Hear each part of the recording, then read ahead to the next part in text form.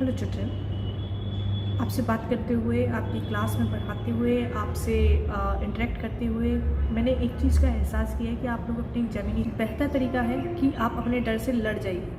Yes, लड़ जाइए। बहुत सारी मेहनत कीजिए, बहुत सारा प्रैक्टिस वर्क कीजिए दिन रात। आप जब आपको पता होगा कि आपको क्या पाना है, आपको अपनी मंजिल तक पहुंचना है, आपको बहुत अच्छे अंक लेकर के आने हैं, आपको अपने एग्जामिनेशन की तैयारी बहुत अच्छे से करनी है, तो आपको दिन रात मेहनत करनी चाहिए। और वो मेहनत जब ही आएगी जब आपका लक्ष्य क्लियर हुआ।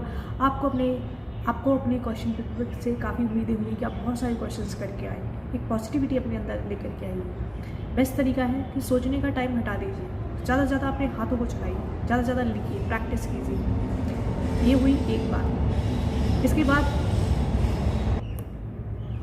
अपने एग्जामिनेशन की तैयारी के दौरान आपको उसी दिन से अपनी पढ़ाई बहुत अच्छी से स्टार्ट कर देनी चाहिए। जब आपको आपका सिलेबस मिल जाता है, आपको आपकी एग्ज़ाम डेट मिल जाती है, एग्ज़ाम डेट ना भी मिले तभी आपको अपने टीचर्स को फॉलो करते रहना चाहिए।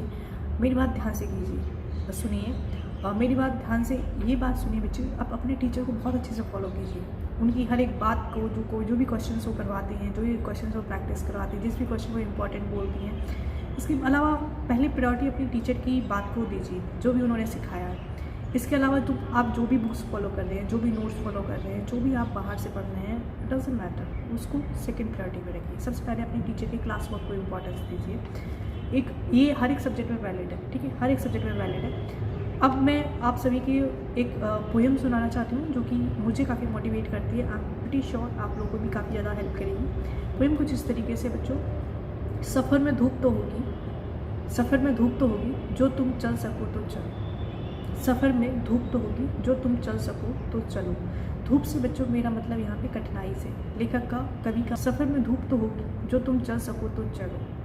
सभी हैं भीड़ में, तुम भीड़ से निकल के चल सको तो चलो। यहाँ किसी को कोई रास्ता नहीं देता, मुझे गिरा के अगर तुम संभल सको तो चलो। यही है जिंदगी, कुछ ख्वाब, चंद उम्मीदें, इन्हीं खिलौनों से तुम भी बहल सको तो चलो। सफ़र में धूप तो होगी जो तुम चल सको तो चलो। सफ़र में धूप तो होगी जो तुम चल सको तो चलो। धूप से बच्चों यहाँ पे आपको लेखक सिंपल सी बात बताना चाहता है कि धूप का मतलब है कठिनाइयाँ। उन कठिनाइयों से आप कैसे जूझ करके निकल सकते हैं।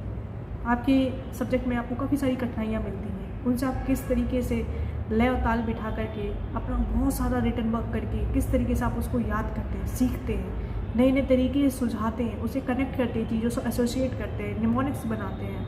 ये सारी तकनीकें आपको लगानी चाहिए। यहाँ किसी को कोई रास्ता नहीं देता। इससे सिंपल सा मतलब ये है कि कोई नहीं चाहता आप आगे बढ़े। ये आपको खुद डिसाइड करना होगा आप कैसे आगे बढ़ सकते हैं, क्योंकि मेहनत आपको उससे के लिए करनी चाहिए। फिर यही है ज़िंदगी, कुछ ख्वाब, कुछ उम्मीदें। इस तरीके से बच्चों हर किसी के अपनी लाइफ के अलग अलग गोल्स होते हैं। आपको अपने गोल्स खुद डिसाइड करने होते हैं। आपको आपके गोल्स कोई नहीं बताता, ठीक है। आपको ये गोल्स आपको धीरे धीरे समझ में आ जाते हैं। अगर आप अपने टीचर्स को अच्छे से फॉलो करते हैं तो आपको गोल्स क्लियर हो जाते हैं। आपके पेरेंट्स को अच्छे से फॉलो करते हैं तो गोल्स क्लियर हो जाते हैं। अब एक डर के बारे में बात करते हैं जिसका आप सभी ने सामना किया है। याद है वो दिन जिस दिन आप स्कूल में पहले दिन आए थे, स्कूल में आपने पहले दिन एंट्री ली थी और आपको काफ़ी ज़्यादा डर लग रहा था क्योंकि स्कूल का पूरा माहौल नया था। पर आपके पेरेंट्स ने आपको कन्विंस किया था कि नहीं, आपको यहाँ जाना पड़ेगा और ये अच्छी जगह है, आप यहाँ पे बहुत सारी चीज़ें सीखेंगे। कई सारे आप ज़िंदगी के आयामों को सीखेंगे जिससे आप आगे अपनी लाइफ में बहुत ज़्यादा तरक्की कर सकते हैं। आपने कैसे मैनेज किया? हो गया ना, हो जाता है। डर को फेस करना सीखिए।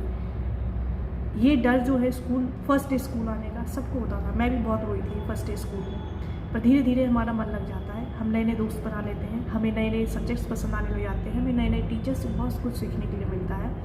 और फिर कभी कभी तो ऐसा होता है कि अगर हम स्कूल ना जाएं तो हमारा बिल्कुल मन नहीं लगता, क्योंकि विद्यालय बच्चों आपकी ओवरऑल ग्रोथ को बहुत ज़्यादा हेल्प करता है। उसको आपको सही डायरेक्शन में सीखना चाहिए। तो मैं आशा करती हूँ आपको ये पोएम्स बहुत पसंद आई होगी और इससे आप बहुत सारी चीज़ें सीखेंगे और आपका एग्ज़ाम बहुत अच्छा रहेगा। All the best.